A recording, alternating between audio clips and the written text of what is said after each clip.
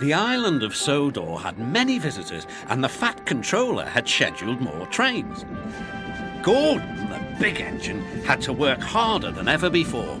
"Come on," he called to the coaches. "Come on, come on, come on. The passengers rely on me to be on time."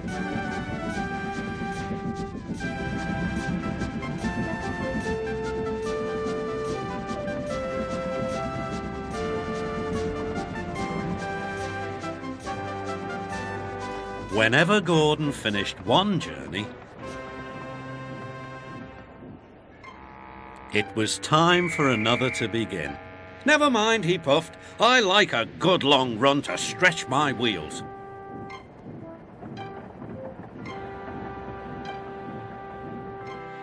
Even so, the Fat Controller decided that Gordon needed a rest.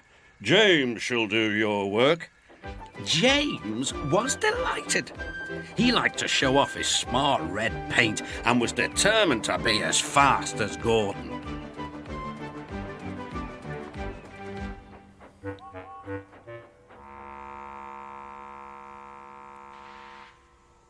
"You know, little Toby," he boasted, "I'm an important engine. Everyone knows it. I'm as regular as clockwork, never late, always on time." "Says you," replied Toby. Just then the Fat Controller arrived. "Your parts are worn, Toby, so you must go to the works to be mended." "Can I take Henrietta, sir?" "No. What would the passengers do without her?" Toby saw Percy by the water tower. "Don't worry, Toby," said Percy. "I'll take care of Henrietta until you get back."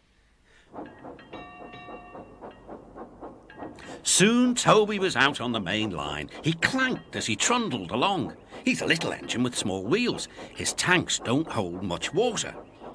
He had come a long way and began to feel thirsty. In the distance was a signal. "Good," he thought. "There's a station ahead. I can have a nice drink and a rest until James has passed."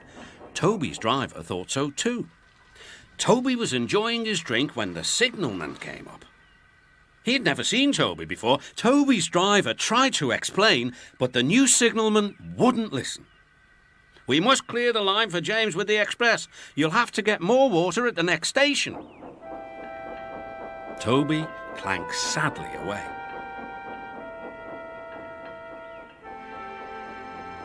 Hurrying used a lot of water, and his tanks were soon empty.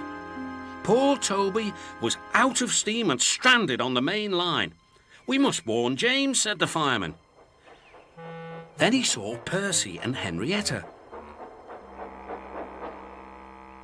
"Please, take me back to the station. It's an emergency." Henrietta hated leaving Toby. "Never mind," said Percy. "You're taking the fireman to warn James. That's a big help." Henrietta felt much better. James was fuming when he heard the news. "I'm going to be late." "My fault," said the signalman. "I didn't understand about Toby." "Now, James," said his driver, "you'll have to push Toby." "What, me? Me? Push Toby and pull my train too?" Grumbling dreadfully, James set off to find Toby.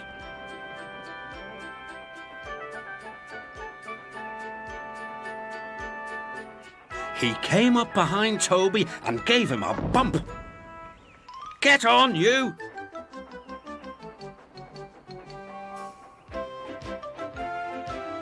James had to work very hard.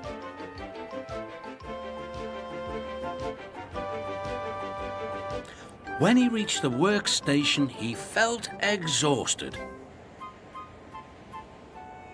Some children were on the platform. "Coo," said one. "The express is late and it's got 2 engines.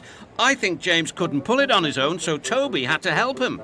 "Never mind, James," whispered Toby. "They're only joking." "Ha, ha!"